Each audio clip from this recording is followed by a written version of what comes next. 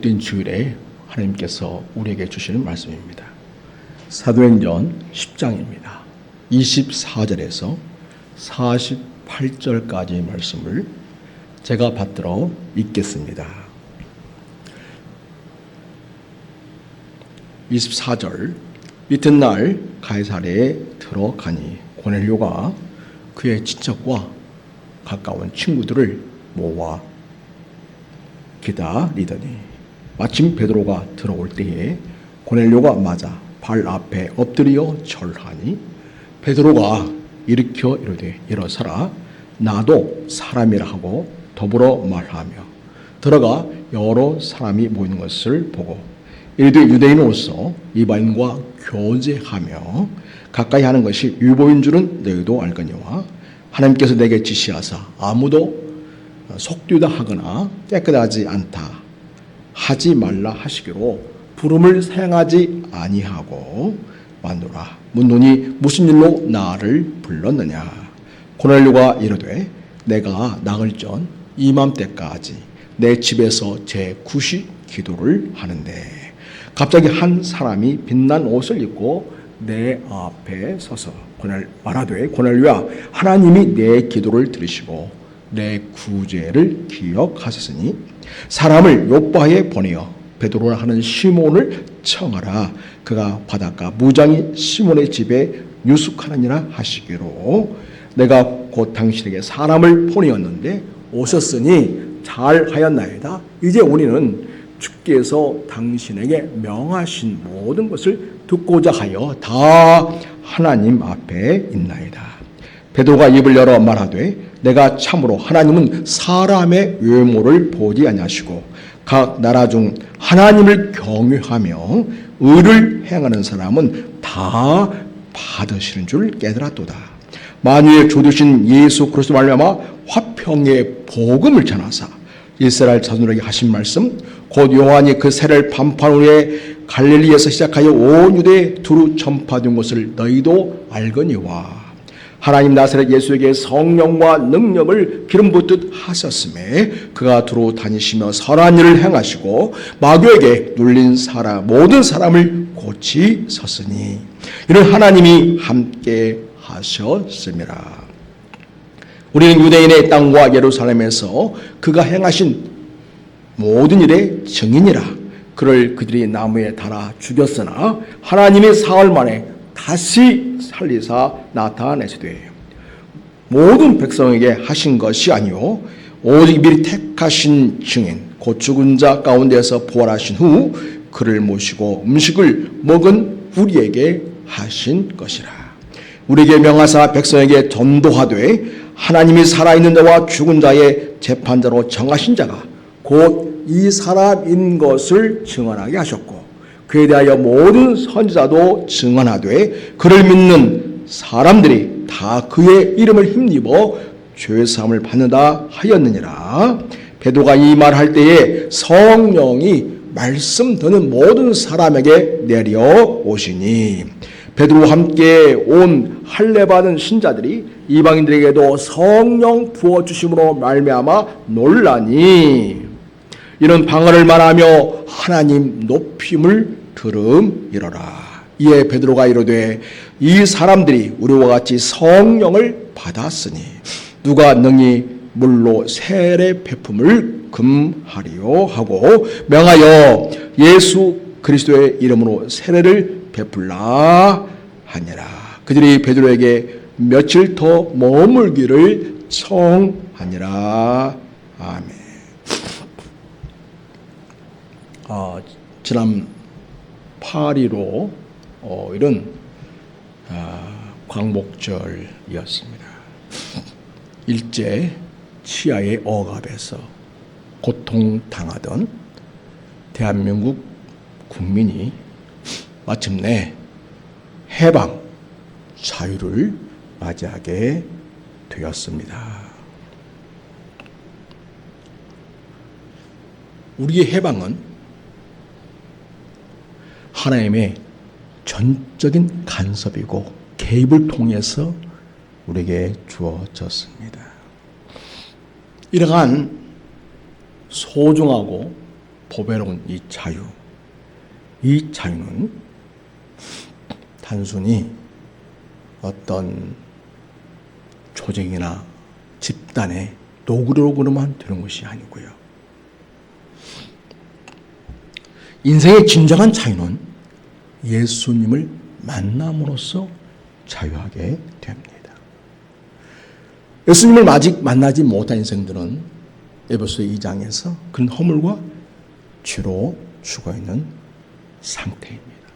그러나 하나님 우리에게 은혜를 베푸셔서 예수님을 통하여 십자가에서 우리 모든 죄값을 치루어 주셨고, 그를 믿는 자마다 하나님의 자녀가 되는 권세를 주시는 놀라운 은혜를 하나님께서 허락하시게 됩니다. 그래서 하나님이 이처럼 세상을 사랑하사 독생자를 주셨으니 그를 믿는 자마다 멸망하지 않고 영생을 얻게 하려 하심이라. 이 말씀처럼 예수님을 믿는 자들이 영원한 생명을 얻게 됨으로써 진정한 자유, 영원한 생명을 누리게 됩니다. 그래서 여러분, 우리는 광복절을 맞이할 때마다 내 인생에 진정한 광복이 주어져 있는가, 나는 그 광복을 진짜로 누리고 있는가를 마음속에 새기면서 돌아보아야 하겠습니다. 이번에 그 8.15 광복절에 대통령의 경축사는 우리에게 그 많은 아픔과 고통을 안겨주었고, 특별히 위안부들을 통해서 인간의 존엄성과 진정한 자유를 짓밟은 일에 대해서는 전혀 언급이 없이 지나갔습니다. 그리고 애꿎게 북한을 향해서 적대 세력으로 규정하고, 우리의 생각대로 마치 자유 통일이 될 수 있는 것이냐, 그렇게 나열함으로써 진정 자유를 아는 사람인가? 진정 이 나라의 독립을 원했던 우리 민족의 선열들, 열사들, 독립운동가들의 그 정신을 진정 계승하고 있는가에 대해서 많은 아쉬움을 가져야 했습니다. 사랑하는 여러분, 어떠한 나라도 진정한 광복과 독립은요, 깨어있는 국민에 의해서 이루어지게 됩니다. 그리고 우리 성도들의 진정한 자유와 행복 역시 깨어있는 성도들이 누리게 되지요. 사랑하는 여러분, 우리는 예수 그리스도를 믿는 믿음을 통해서 우리는 죄와 사망의 권세에서 해방이 됩니다. 마귀의 속박에서 벗어나게 됩니다. 그리고 예수 그리스도를 믿는 믿음을 통해서 우리 안에 성령님이 오셔야 우리는 진정 자유하며 죄로부터 이길 수 있고 세상에서 승리하는 인생을 살아갈 수 있게 됩니다. 우리는 진정한 독립인이 비로소 되는 것이죠. 그래서 우리 인생들이 진정한 독립인으로서 참된 자유와 그리고 행복을 누릴 수 있는 길은 오직 길이요 진리요 생명이신 주 예수 그리스도를 만남으로써만 이루어지게 되고, 또 예수를 믿는 자에게 우리 주님이 약속하셨던 성령님을 반드시 받아야만 그 인생은 권세 있고 능력 있게 이 땅에서 승리하며 살아가게 되겠습니다. 그리고 세상을 이기는 능력을 소유하고 행하며 살 수 있겠습니다. 오늘은 말씀의 내용 핵심은 고넬료가 자기 집에서 성령 충만을 받은 사건입니다. 고넬료 자식뿐만 아니라 자기 집에 초대한 모든 사람들이 성령의 충만함을 받게 되는 사건이 기록되어 있습니다. 고넬료 그는 어떤 사람입니까? 그는 이탈리아, 그러니까 로마의 군인입니다. 군인인데 사병이 아니고 장교입니다. 백부장입니다. 근데 이 사람은 정복자지만 하나님을 만난 사람입니다. 이 인생의 주인, 온 생의 주인은 하나님의 사실을, 하나님의 말씀을 들음으로써 알게 되었고, 그는 하나님을 자기 인생의 진정한 주인, 온 세상의 주인이시다, 이거를 믿게 되었습니다. 그래서 그는 하나님 앞에서 거룩하게 살기를 열망했고 하나님의 뜻을 따라 살기를 기뻐했습니다. 그래서 22절 보면 백부장 고넬료는 의인이요 하나님을 경외하는 사람이다, 이렇게 얘기하고 있습니다. 그래서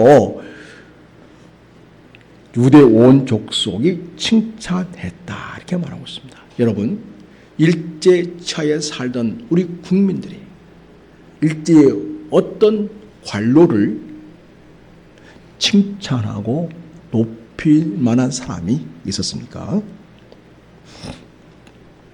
고넬료는 비록 정복 국가의 장교로서 지배를 받는 유대 민족 사람들에 대해서 그런 억압하거나 폭정을 행하지 않았습니다. 오히려 그는 그들을 돕고 협력하고 아름다운 공동체, 삶의 공동체를 이루는 일에 함께 협력을 했습니다. 그래서 유대 온 족속으로부터 칭찬받는 자가 되었습니다. 그런데 어느 날 이 고넬료는 늘 기도하는 사람이거든요. 거룩한 천사의 지시를 받게 됩니다. 그리고 천사를 통해서 베드로를 초청하라고 그렇게 이야기를 합니다. 여러분, 고넬료가 이 천사의 베드로를 불러오라는 말씀을 들을 때 그럼 베드로는 뭐하고 있었는가? 베드로는 옥상에서 기도 중에 있었습니다. 그런데 하늘로부터 보자기가 내려옵니다. 보자기를 풀어보니 거기는 온갖 짐승들이 우글거리고 있었습니다. 어떤 짐승이냐면 하나님이 먹어도 좋다고 하신 정결한 짐승이 아니었고요. 유대인들은 이건 먹지 말아야 돼. 먹으면 우리는 더럽혀지는 거야. 불결해지는 거지. 그래서 사람들이 피하는 그런 동물 음식들로 가득했던 것입니다. 그때 음성이 들려옵니다. 베드로야, 이것을 먹으라 합니다. 베드로 깜짝 놀랐습니다. 아니 하나님, 내가 지금까지 살아오면서 이렇게 부정한 음식을 나는 먹은 적이 없습니다. 어떻게 하여 이 부정한 음식을 나들어 먹으라고 하시는 겁니까? 하나님이 연거푸 3번이나 그를 말씀합니다. 베드로가 먹지 않고 주저주저하니까 결국은 그 음식은 하늘로 다시 올라갔습니다. 이러한 환상을 본 베드로가 이게 도대체 뭘까? 하나님이 이걸 통해서 나에게 무엇을 알게 하시려는 것일까? 거기에 담긴 속뜻은 무엇일까? 이렇게 고민을 하고 있었습니다. 기도하면서 하나님, 도대체 하나님께 보신 환상이 어떤 의미인지 저는 알 길이 없습니다. 제가 그 의미를 알 수 있도록 제발 하나님 가르쳐 주십시오. 이렇게 기도했을 것입니다. 자, 그때에 문을 두드린 자들이 있었습니다. 그래서 문을 열어보니 고넬료가 보낸 사람들이 거기 온 겁니다. 고넬료가 누구인지 베드로는 알 필요 없죠. 그런데 거기 온 사람들이 자기들은 고넬료가 보내서 왔습니다. 이렇게 말합니다. 고넬료 집에서 이렇게 일을 돕는 사람 둘하고 또 고넬료와 같이 군 복무를 하고 있는 병사 한 사람이 같이 온 겁니다.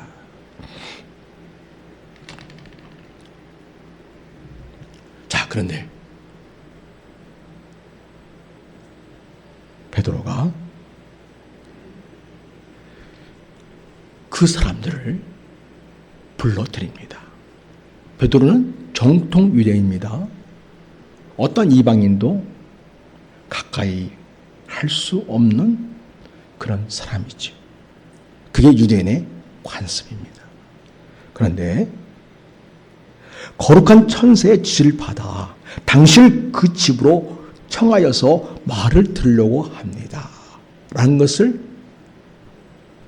그런 말을 듣고서 하나님이 고넬료를 통해서 나를 그곳으로 보내려고 하고 있구나. 하나님이 보낸 사람들이구나.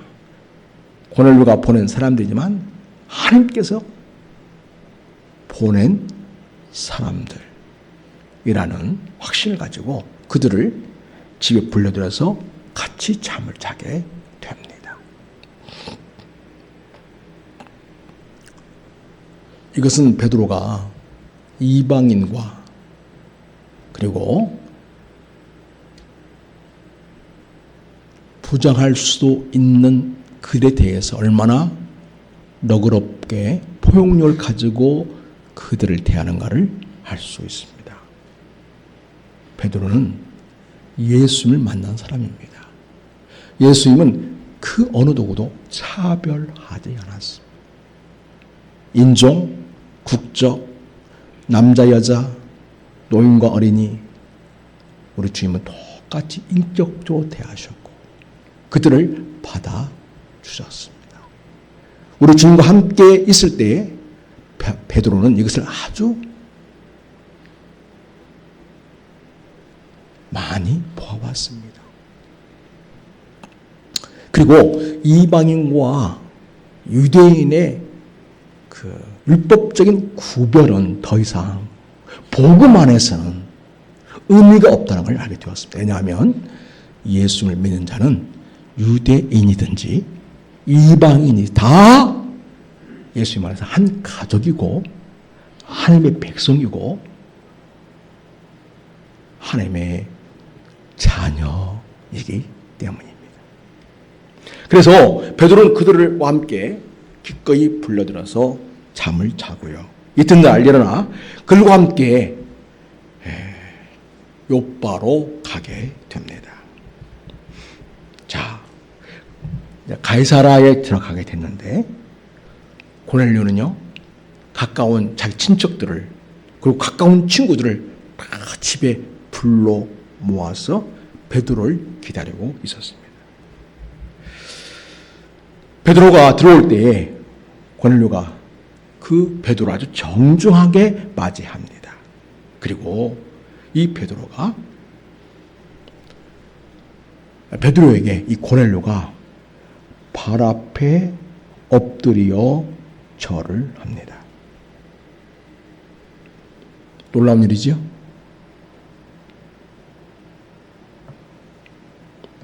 우리식으로 말하면 일본인 장교가 한국인 한 평범한 사람에게 보자마자 엎드려 정중하게 절하는 것과 같습니다. 어떻게 이런 일이 가능할까요? 고넬료는 이 베드로를 하나님께서 보내신 사자로 그렇게 알기 때문에 이게 가능했던 것이죠. 비록 정치적으로는 지위를 받고 권력으로는 고넬료가 자기는 로마의 시민이고 장교이기 때문에 인간적으로는 얼마든지 쉽게 대할 수 있고 없이 여길 수 있는 그런 위치에 있지만, 그러나 베드로를 하나님의 사람으로 아는 한 베드로 고넬료는 그럴 수가 없었던 것입니다.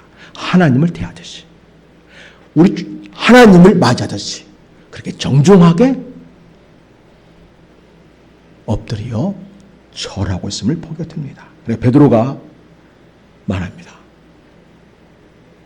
여보세요, 어서 일어서십시오. 나도 사람입니다.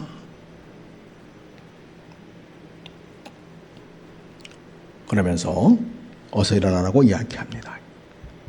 베드로 역시 겸손하게, 정중하게 고넬료를 인격적으로 존중하며 대하는 모습을 보게 됩니다. 자, 베드로가 쭉 둘러보니까 거기 사람들이 많이 모여 있는 거예요.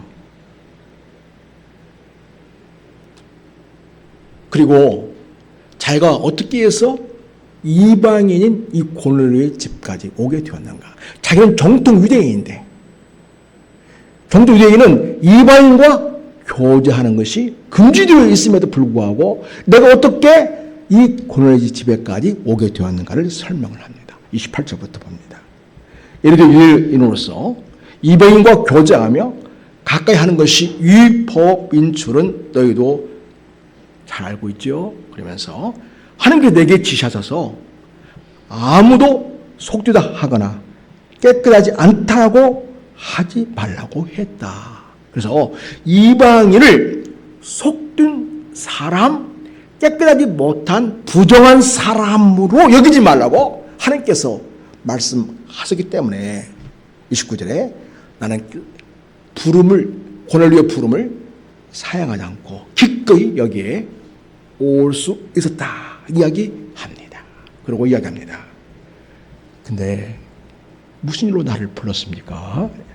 물으니까 고넬료가 말합니다. 제가 나흘 전에 기도를 하고 있는데, 제 90 기도를 집에서 하고 있는데 갑자기 한 사람이 빛난 옷을 입고 내 앞에 서서, 천사라고 표현되어 있죠. 위에서는 말하되 고넬료야, 하나님이 너의 기도를 들으셨다. 그리고 너의 구제를 기억하셨다. 그래서 고넬료는 그냥 멋으로 적당하게, 그래서 잘 보이려고 지배자로서 지배받는 사람들에게 멋져 보이려고 어떤 그들의 종교에 그냥 참여하는 그런 정도의 하나님을 대하는 자가 아니고 진정으로 하나님을 사랑하고, 그리고 유대인을 향하여 어려운 유대인들을 위해서 기꺼이 구제하는 일을 많이 해서 하나님 그걸 다 보고 계셨고 그거를 기억하시고 있다고 이야기합니다. 그래서 그 천사가 말하기를 사람을 요바로 보내서 베드로라고 하는 시몬을 청하라, 오시게 해라. 그가 바닷가 무장인 시몬의 집에 유숙하느니라 하시기로. 그래서 여러분, 이 무주장이 시몬의 집에서 베드로는 같이 온 사람과 함께 잠을 자고 있었죠. 자, 그래서 내가 곧 당신께 사람을 보내었는데 오셨으니 잘하셨습니다. 이제 우리는 주께서 당신의 명하신 것을 돕고자 하여 다 하나 앞에 있나이다. 그래서 베드로를 통하여 하나님께서 그들에게 주고자 하시는 메시지를 자기들은 듣기 위해서 이렇게 모여 있다고 이야기를 합니다. 34절에 베드로가 이렇게 말합니다. 내가 참으로 하나님은 사람의 유모를 보시지 아니하신다. 각 나라 중 하나님을 경외하며 의를 행하는 사람은 다 받으시는 줄 깨달았다. 이 말은 고넬료가 비록 이방인이지만 이방인이라고 하는 유모에 의해서 하나님이 차별하지 않고 있다는 거죠. 그리고 정통 유대인 자기를 통해서 유대인 대하듯이 기꺼이 하나님은 너를 대하라고 환상을 통해서, 그리고 속되거나 부정하다고 하지 말라고 하셨다는 것을 기억하고, 내가 하나님이 고넬료와 여기 함께 있는 사람들을 기꺼이 받으시고 있구나를 내가 확인하고 있습니다 라는 얘기합니다. 그래서 각 나라 중 하나님을 경외하며 의를 행하는 사람은 다 받으신 줄 깨달아도다. 그래서 사람들은 출생이나 학력이나 성분을 따지지 않습니까? 예, 그거를 강하게 따지면 알수록 정말 후진국들이죠. 요즘에 세계에서 그런 것 따지는 것이 강한 나라들은 다 후진국에 속하고 정말 못 먹고 못 사는 그런 나라인 걸 보게 됩니다. 근데 여러분, 그래서 복음이 들어가면 복음이 사람을 변화시킵니다. 가치관을 변화시킵니다. 사람 보는 눈을 변화시킵니다. 사람 대하는 태도를 변화시킵니다. 삶에 대한 태도를 변화시킵니다. 그래서 이 복음은 모든 인생을 존중하고 사랑하며 모든 일에 차별을 두지 않고 존중하고 사랑하고, 그 모든 걸 통하여 하나님이 역사하실 위대한 하나님의 뜻을 바라봅니다. 그래서 각 나라 중 하나님을 경외하며 의를 행하는 사람 다 받으신 줄 깨달아도다. 고넬료가 하나님을 사랑하고 하나님의 의를 행하는 성실하고 신실한 백성이기에 하나님은 그를 받으시고 나를 여기에 보내셨습니다. 이렇게 이야기하고 있는 겁니다. 그리고 베드로는 입을 열어서 말을 하는데 핵심은 무엇이냐면 예수님의 복음을 전했다는 것입니다. 여러분, 고넬료는 의로운 사람이지만 율법적 의로는 의로운 사람이지 아직 그는 죄로부터 진정한 자유함을 얻은 사람은 아닙니다. 왜냐하면 진정한 죄로부터 자유는 예수를 믿는 믿음에서만 주어질 수 있기 때문입니다. 그래서 그 예수님을 지금 전하고 있는 겁니다. 고넬료와 거기 있는 사람들이 예수님을 믿을 수 있도록 복음을 베드로가 전합니다. 만유의 주 되신 예수 그리스도 말미암아 화평의 복음을 전하사 이스라엘 자손들에게 보내신 말씀, 곧 요한이 그 세를 반판 후에 갈릴리에 시작하여 온 유대에 두루 전파한 것을 너희도 알거니와. 여러분도 알고 있지요? 세례 요한이 장차 오셔서 화평의 복음을 전하게 될 그분, 바로 예수님을 믿으라고 한 것을 여러분이 잘 알아서 듣고 있지요? 듣고서 잘 알고 있지요? 네, 이렇게 얘기합니다. 자, 그래서 예수를 믿어야 된다는 얘기를 합니다. 복음을 듣고 예수님을 믿어야 된다는 것을 이야기하고 있어요. 38절은 하나님이 나사렛 예수에게 성령과 능력을 기름 붓듯 하셨습니다. 그래서 성령 충만한 예수 그리스도는 두루 다니시면서 선한 일을 행하시고 마귀에 눌린 사람들을 고치셨습니다. 하나님이 그와 함께 하시던 것이지요. 그리고 우리는 유대인의 땅과 예루살렘에서 예수님이 행하신 모든 일을 직접 목격하고 함께 그 자리에 있었던 증인입니다. 하면서 예수 그리스도는 하나님 우리에게 보내신 진정한 해방자, 진정한 구원자. 그래서 우리는 이 예수님 믿어야만 진정한 자유를 얻게 되고 진정한 하나님의 자녀가 될 수 있다는 진리를 이제 베드로가 선포하고 있습니다. 이야기하고 있습니다. 자, 여러분, 우리에게 진정한 자유를 주고 죄로부터 자유하는 이 예수는 이 땅에 오셔서 그렇게 착하고 아름다운 일을 많이 하셨지만은 어떻게 죽임을 당했습니까? 그런데 그들이 나무에 달아 죽였습니다. 예, 그렇죠. 예수님이 십자가에 달려 죽게 되었습니다. 사람들은 예수를 거부하고 십자가에 매달아 죽였습니다만 40절에 하나님은 사흘 만에 다시 그 예수님을 살려내셨습니다. 부활하게 하신 것이죠. 그래서 여러분, 예수님 십자가의 죽으심과 부활을, 그래서 그 복음의 핵심을 지금 베드로가 고넬료와 그 집안에 모인 모든 사람들에게 지금 증거하고 있습니다. 모든 백성에게 하신 것이 아니요 오직 미리 택하신 증인 곧 죽은 자 가운데에서 부활하신 후 그를 보시고 음식을 먹은 우리에게 하신 것이라. 그래서 베드로는 예수님과 함께 복음을 전하며 지냈던 특별한 은혜를 입은 그 경험을 이야기합니다. 그리고 예수님 십자가에 죽으사 부활하셨다.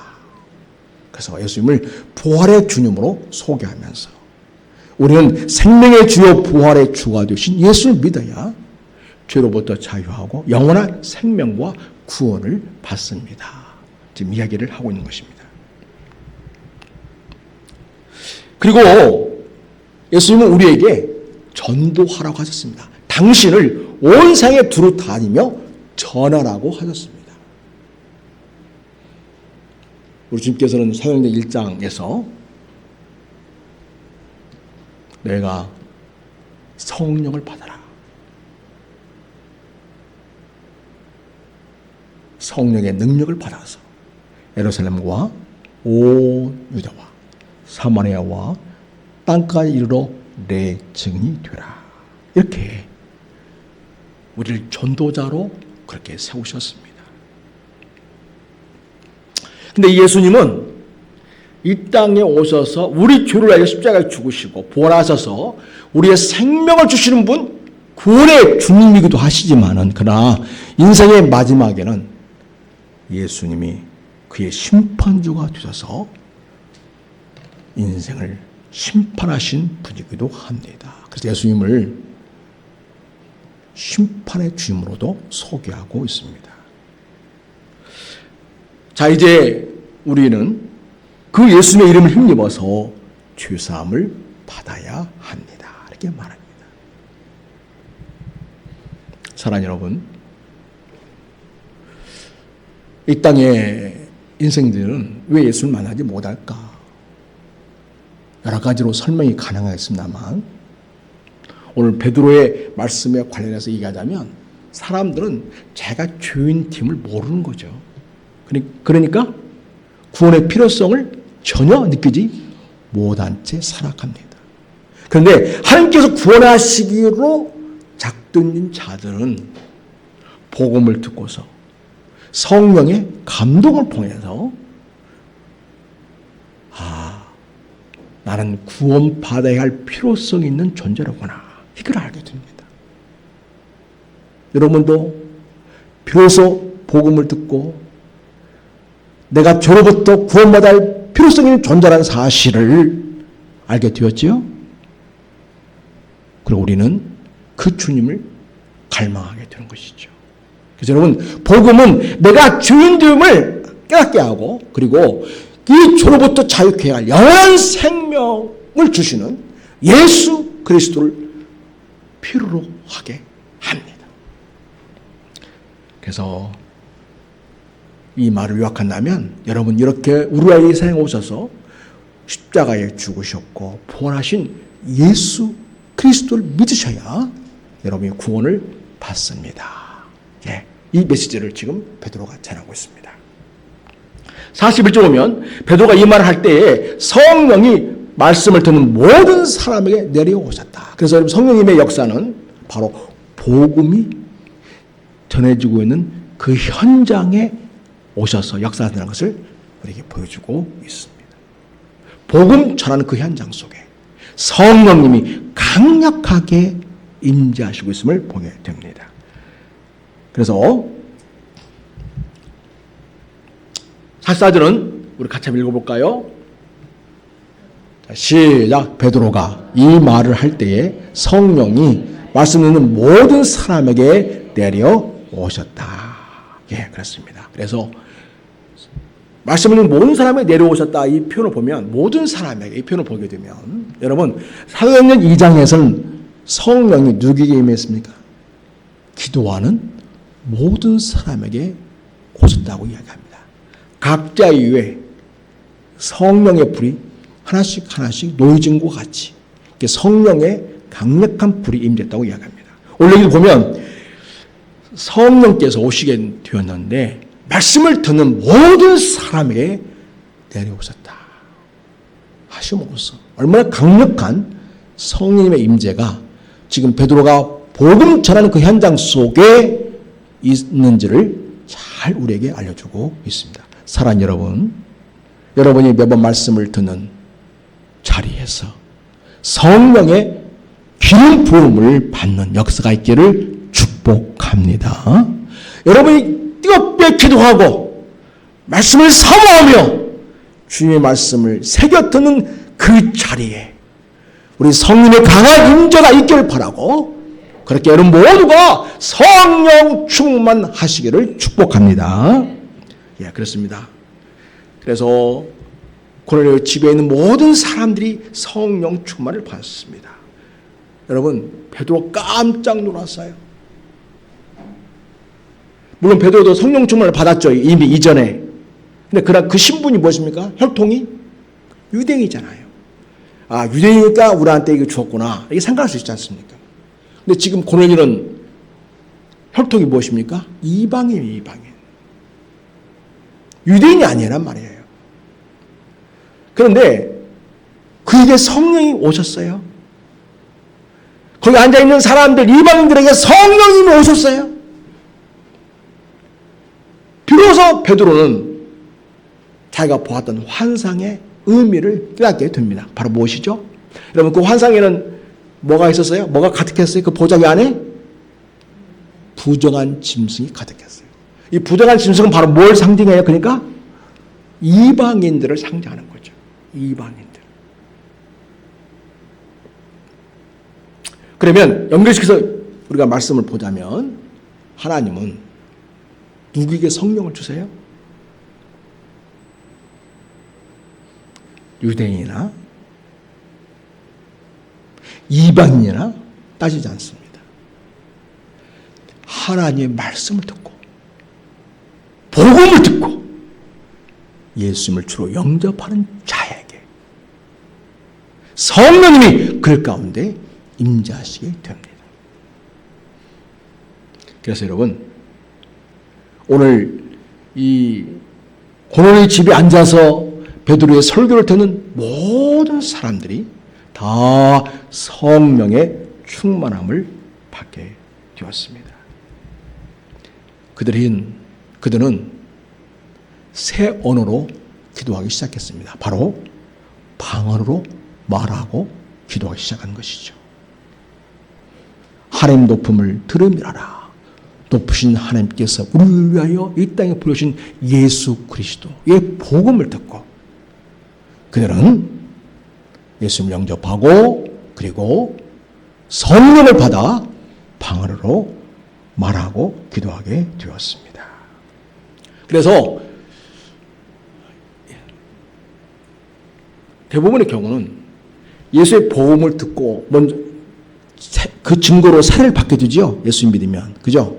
그 세례 받으면 그 다음에 성령님이 그들에게 임하는 그런 일들을 성경 여러 곳에서 보여주고 있습니다. 대부분은 그렇게 역사하죠. 오늘 본문은 또 거꾸로예요. 세례를 받기 전에 뭐가 먼저 왔어요? 성령이 먼저 오셨어요.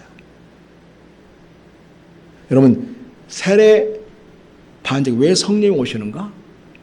예수님을 주로 영접했기 때문에 예수님 영접한 자에게 성령님은 함께 하시거든요. 그래서 성령이 오시는 거예요. 자, 근데 여러분 베드로 왜 지금 여기 있는 사람들에게 세례를 주고 있습니까? 그들에게 성령님이 임했으니까. 그들 역시 그러니까 하나님의 자녀라고 하는 이 짐을 하나님께서 보여주신 것이지요. 그래서 기꺼이 세례를 베풀어야 되겠구나. 이런 생각을 하게 한 것입니다. 그래서 48절 보면 명하여 예수 그리스도의 이름으로 세례를 베풀라 하니라 그들이 베드로에게 며칠 더 머무기를 청했다. 이렇게 말합니다. 사랑하는 여러분, 고넬료는 좋은 사람이죠. 그렇죠? 정복자인 장교가 그 지배를 받는 유대인의 하나님을 믿고 또 그들을 구제하고 그 공동체 속에서 같이 생활을 한다는 것은 그 자체가 얼마나 그 사람이 인간적으로도 좋은 사람인가를 보여줍니다. 그러나 그걸로 다 끝난 게 아니죠. 유대의 종교에 머무는 한 그는 아직 진정한 하나님의 자녀가 아니죠. 예수 그리스도를 믿는 믿음을 통해서만 그는 하나님의 자녀가 될 수 있습니다. 베드로는 이 복음을 전해주고 그 복음을 믿는 이 고넬료에게 하나님의 강력한 역사를 통해 성령이 임하기를 바랬고, 또 하나님은 이 하나님을 갈망하고 은혜를 사모하는 고넬료, 예수 그리스도를 주로 믿고 주님의 뜻을 따라 살기를 열망하는 이 고넬료에게 성령을 부어주신 것이었습니다. 사랑하는 여러분, 고넬료는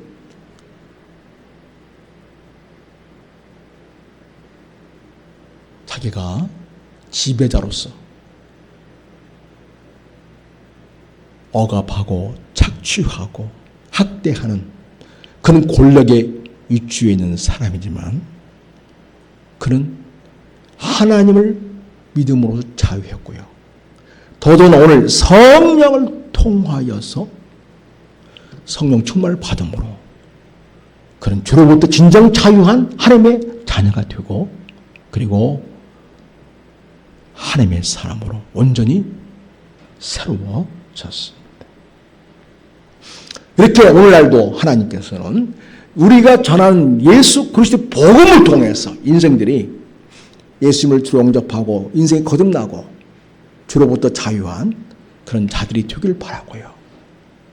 여러분과 함께 기도하며 신앙생활하는 그들에게 하나님은 성령 충만하시기를 진심으로 원하고 있다는 사실을 우리는 또한 기억하면서 내가 먼저 성령 충만하고 또 나를 통해서 예수 믿긴 자들 또한 성령 충만하게 되기를 바라며 우리가 기도해야 하겠습니다.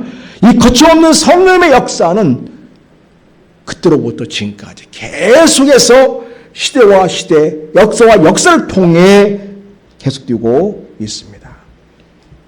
사랑하는 여러분, 성령 충만은요, 내가 그냥 교회생활 열심히 하고 그리고 예배 잘 드리고 뜨겁게 봉사하고, 여러분 그것도 성령의 역사하고 성령 충만한 삶이지만 진정한 성령 충만은 시대를 변화시키고 역사를 새롭게 세워가는 사람들입니다. 그래서 여러분, 구약시대에도 성령에 붙들린 사람들은요, 나라와 민족의 재건을 위해서 뜨겁게 기도했고 헌신했고 역사를 새로 세우는 것들을 보게 됩니다.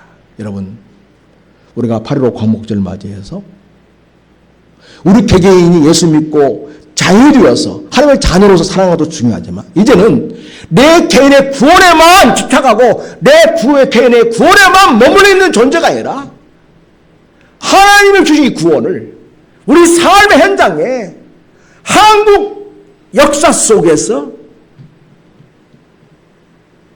진정한 자유가, 회복이 이루어지기를 하나님이 기대하고 있습니다.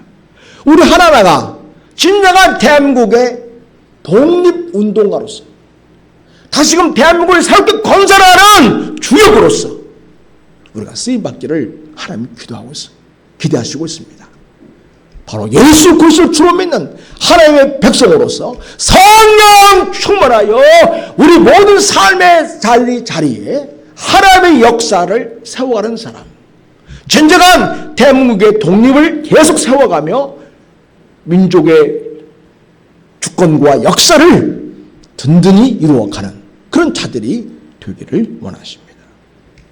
그래서 여러분, 우리 모두는 한국 역사를 견인하는 진정한 독립운동을 계속해야 할 자들입니다. 여러분, 한국 역사, 우리가 이번에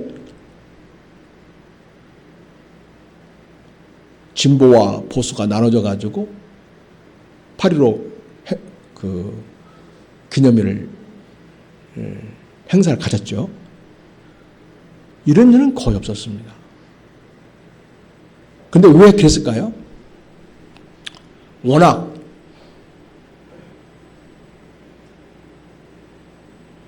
일본에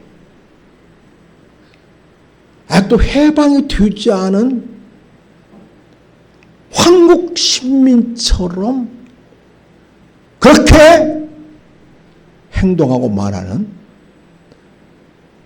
정치 조작에 대하여 그건 잘못되었다. 그 역사를 다시 일본 제국주의의 지배소로 들어가는 것이다. 라고 하면서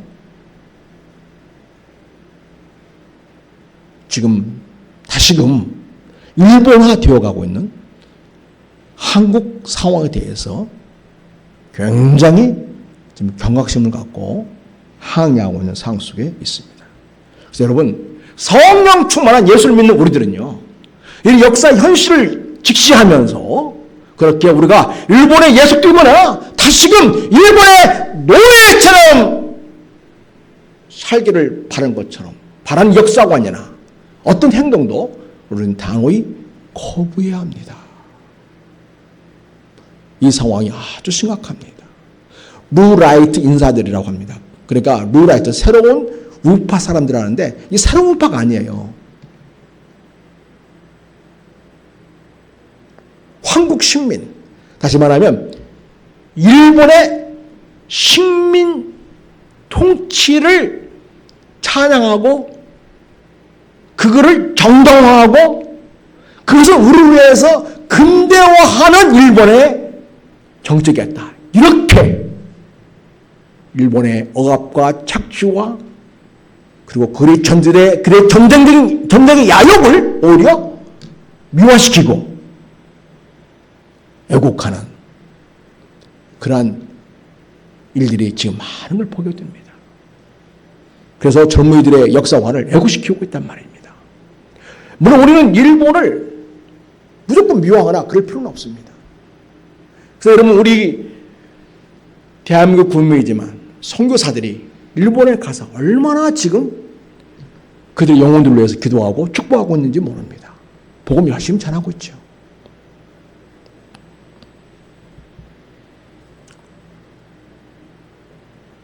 우리가 일본을 그들의 영혼에 대해서 물론 사랑해야겠죠. 그러나 일본 제국주의의 역사관을 가지고 그를 정당화하거나 추앙하거나 미화시키는 그 어떤 시도도 이 땅에 뿌리지 못하도록 우리는 단호하게 맞서야 합니다. 여러분, 우리 예수를 믿는 독립운동가들은요, 매 순간순간 기도하면서 이 일본의 억압과 착취와 압제에 맞서서 싸워왔습니다. 그들의 기도를 한번 보도록 하겠습니다. 먼저 유관순 열사의 기도를 봅니다.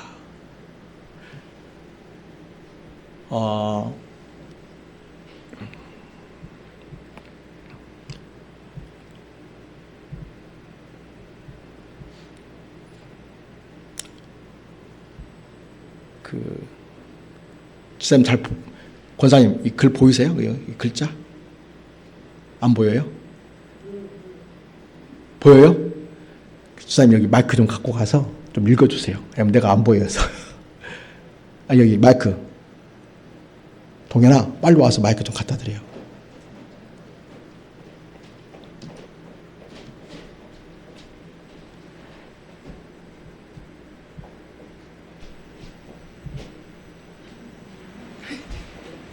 네. 제가 읽을까요? 예, 오케이. 좋습니다. 주님. 주님, 시간이 임박하였습니다. 원수를 물리쳐 주시고 이 땅에 자유와 독립을 주세요. 내일 거사할 각 대표들에게 더욱 용기와 힘을 주시고 이로 말미암아 이 민족의 행복한 땅이 되게 하소서. 주여, 저와 동행하시고 이 소녀에게 힘과 용기를 주세요. 그 당시에 성령 충만한 그리스도인은요, 일제에 우연히 한가하고 일어나서서 이렇게 독립운동을 위해서 기도하고 있음을 보입니다. 그러니까 이거는 지금 만세운동 전날에 이렇게 유관순 열사는 기도를 올렸습니다. 그 다음 보겠습니다. 그 다음 월남 이상제의 기도입니다. 정의로움은 공평하신 하나님의 마음을 담는 것입니다. 일제시대 때 정의로운 마음으로 하나님의 마음을 닮아서 일제에 한가하고 나라의 주권을 찾고 대한민국 국민들이 하나 앞에 올바로 살아가기를 기도했다는 것입니다. 그 다음에 남강 이승우님의 기도입니다. 우리 같이 한번 읽겠습니다. 시작. 하나님이 나를 그렇게 만들었습니다. 아무것도 아는 것이 없었으나 하나님 날 이렇게 이끌어서 오늘까지 왔습니다. 예, 그래서 나를 이끄신 하나님, 이 나라를 이끌어 주시길 바라면서 나라와 민족을 위해서 기도하고 있음을 보게 됩니다. 그리고 도산 안초호 선생님, 자, 같이 읽겠습니다. 우리 민족도 이스라엘 백성처럼 하나님을 굳게 신뢰하고 나아간다면 우리에게도 놀라운 기적을 베풀어 주실 것이라고 확신합니다. 이렇게 여러분, 조선의 독립과 해방을 위해서 얼마나 뜨겁게 목숨을 걸고 우리 크리스찬들이 기도했는지 모릅니다. 그런데 요즘에 많은 크리스찬들이, 그것도 기독교 지도자라고 하는 자들이 이러한 우리 크리스찬들의 진심 어린 독립운동을 조롱이나 하고 비웃듯이 말입니다.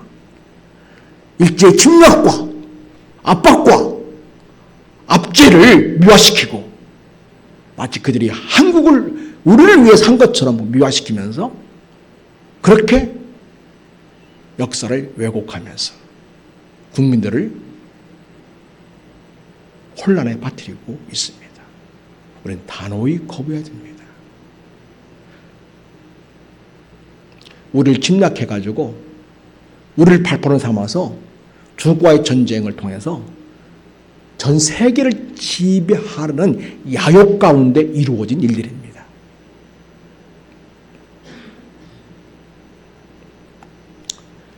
일본에 뭐 좀 먹었다고, 일본에 가서 공부 좀 했다고, 일본에 덕 좀 봤다고 역사의식까지 완전히 바꿔가지고 그렇게 한국을 팔아넘기는 잘못된 사상, 주장들이 지금 있는 가운데서 우리 기독교인들은 여기 독립운동을 위해서 목숨 걸고 기도하며 싸웠던 그 정신을 본받아서 진정 우리가 성령 충만하다면 영적 분별을 해가지고 이 시대에 성령을 주신 지혜와 능력으로 이런 모든 잘못된 역사의 애곡을 떨치고 진정한 하나님 날 이루는 자들로 살아가야 하겠습니다. 되게 이제 그 일본이 우리를 위해서 했다, 그렇게 하는 사람들 중에 우리에게는 1948년 이전에는 대한민국이 없었다, 이렇게 생각하는 사람들이 있습니다.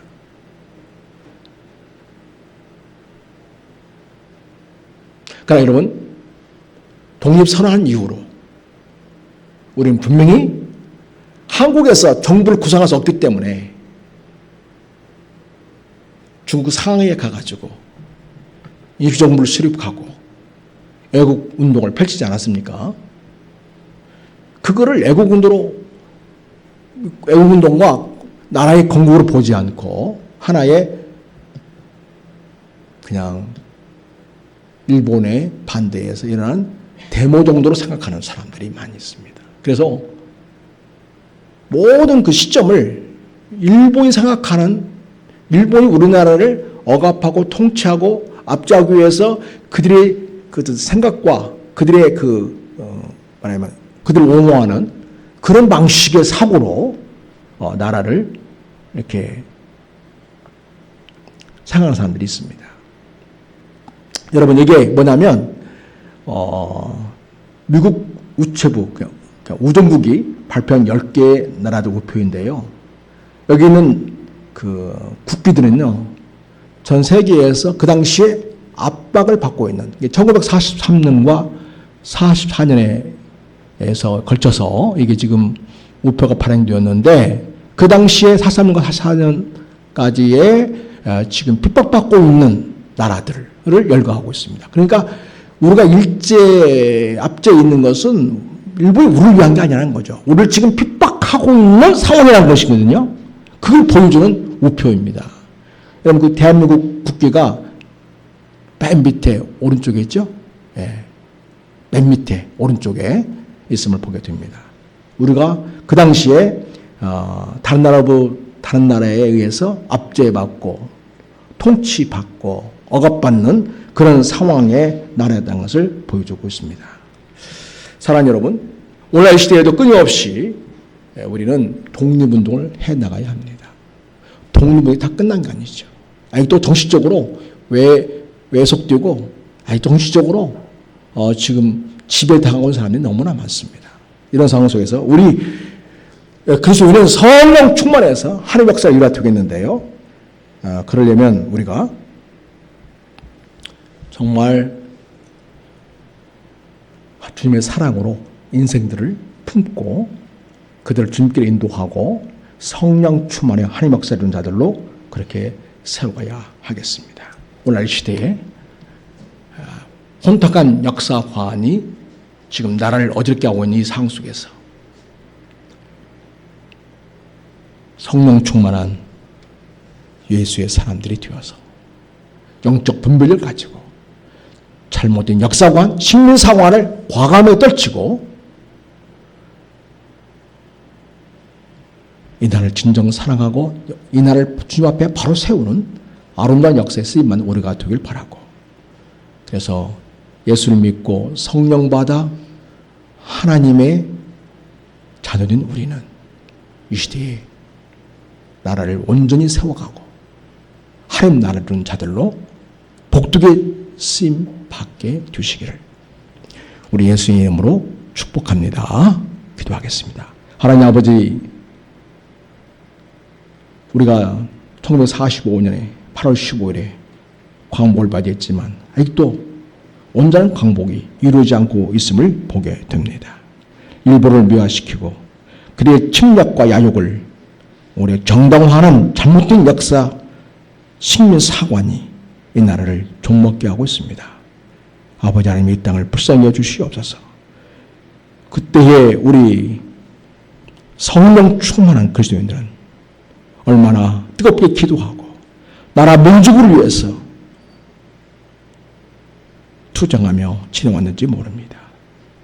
그 정신을 제가 이 시대에 이어받아서 그런 잘못된 역사관과 잘못된 모든 정부와 모든 행태를 과감하게 거부하고 진정한 독립된 대한민국을 세워가는 일에 쓰임받게 하시고, 또한 이 땅에는 수많은 인생들, 그들이 자유로 살고 있는 것 같지만 실제로 영적으로 죄와 사함의 권세에 눌려있고 사단의 지배하에서 종노릇하고 있는 그들을 예수께로 인도하여 구원받게 하고 그리고 진정한 영적 자유를 누리며 하나님의 자녀로서 권세를 누리면서 하나님 나라의 역사를 이루어가는 이 시대의 진정한 하나님의 백성으로 세워가는 우리가 되게 해주시기 원합니다. 주여, 우리에게 성령 충만함 주시옵시고 주의 복음으로 우리가 주 앞에 모든 삶의 차례에서 하나님 뜻이 이루어지게 하는 복된 자로 살아가게 하여 주시옵소서.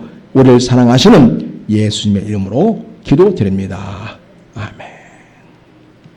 우리 찬송합니다.